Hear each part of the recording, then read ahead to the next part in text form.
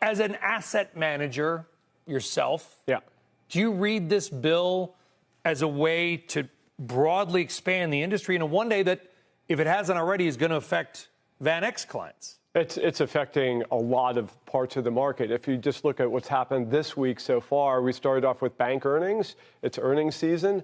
And the bank CEOs, what are they talking about? They're talking about bringing out stable coins.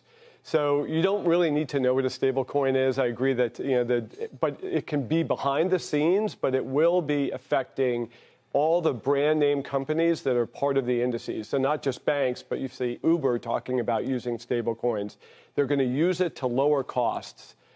Because right now the credit card system, which is what a lot of people use, is expensive for people. So this is like the running theme of it. Remember when Drew Mattis yesterday talked about how the 3% surcharge fees aren't included in CPI and how mad everyone's getting and everyone's using cash? The argument many are making for stable coins is that they'll disintermediate, so you don't have to pay the 3% to Visa, whether you're the merchant or the consumer, whatever. I sort of feel like people are going to get their money somehow, one way or do you know what I'm saying?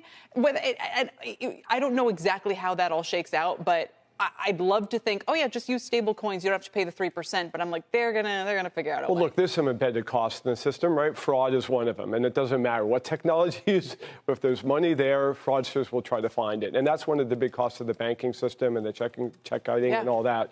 But I definitely think that this will put cost pressure on the payments system because it is cheaper and it allows all these competitors to come into the market, whether it's a Kraken, whether it's a Robinhood, whether it's an X. There are going to be a lot of super apps. Yes. That, Mark Zuckerberg really started it with the Libra, if you remember that. That was a stable coin, and Washington recoiled, and we've come a long way since then. And Coinbase